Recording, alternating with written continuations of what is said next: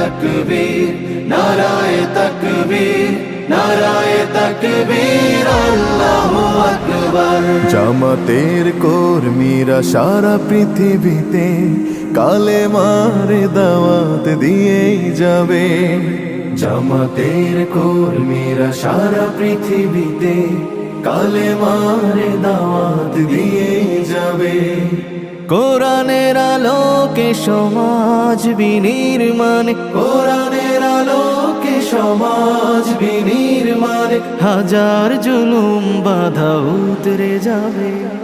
জামাতের কর্মীরা সারা পৃথিবী।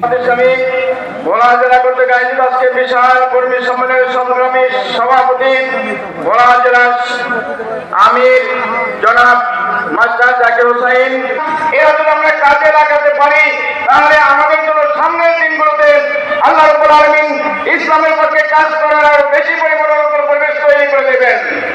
আর যদি আমরা কাজ না করি, আমরা যদি আমাদের এই কথাগুলো বলে যাই, তাহলে মনে রাখতে হবে সামনের দিনে আমরা যদি কাজ করে আমাদের এই দেশকে ইসলামী রাষ্ট্রে পরিণত করতে না পারি, জামাত ইসলামীর পক্ষে আমরা কাজ করে গণতন্ত্র ধরে রাখতে না পারি, তাহলে সামনের দিনগুলোতে পিছনে যে আমরা অত্যাচার নির্যাতনের শিকার হয়েছিলাম, এর চেয়ে বেশি পরিমাণে অত্যাচার নির্যাতনের শিকার হতে হবে। আমি আজকে আহ্বান জানাবো, আসুন আমরা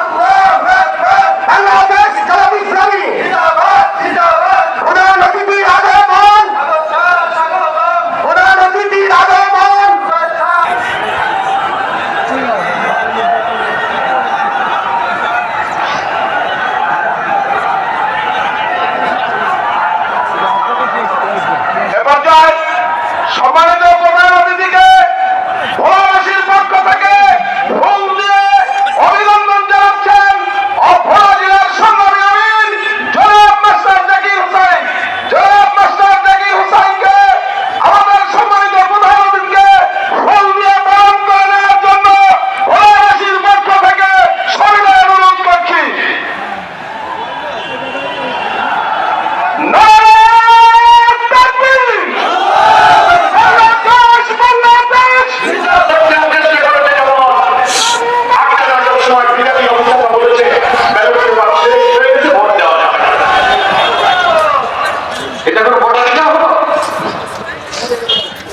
আমি সংসদ সদস্য ছিলাম, আগামী সালের নির্বাচনে আমাকে আবার জবাব প্রার্থী করলো আমার নিজের বাড়ি করতে। সন্ত্রাসী আমাকে বলল আপনি ভোট দিতে আসবেন না, ভোট দিতে আসলে অসুবিধা আছে। সারা বাংলাদেশের মানুষের মতো জানলেন মানে আমার বাড়িতে একজন এমপি তার বাড়ির কাছে ভোট দিনের কথাটা ধর্মের জন্য বলছি। আমার বাচ্চারা ছেলে মেয়েরা বলছে আমরা ভোট দিতে যাবো, ভোটটা যাও। তারা গেল তাদেরকে শিখিয়ে দিল রাস্তায়, বলে না ভোট দেওয়া যাবে না। তারা খুব রাজনীতি এখান থেকে আনতে কষ্ট করে বললো আমরা নির্বাচনে দাঁড়িয়ে আমরা ভোট দিতে পারবো না, জোর করে কেন্দ্রে ঢুকে গিয়েছে। পিটাকে অফিসার বলতো না তুমি তো জোর করে আসছো কিন্তু ভোটকে দেবা, আমাদের কাছে কোনো ব্যালট নাই। কথা বোঝেন নাই বাংলা, ৮টার সময় ব্যালট নাই। আমার আব্বাকে আমি ফোন করলাম, আমার আব্বা তখন জীবিত,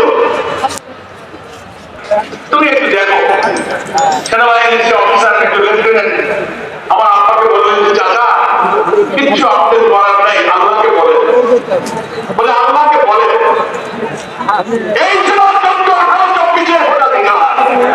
বাংলাদেশে আমরা এই ভোট আর এইভাবে হতে দেব না। উনি কাসিম সত্যাচারী শাসক, শেখ হাসিনা এইভাবে আমাদের গণতন্ত্র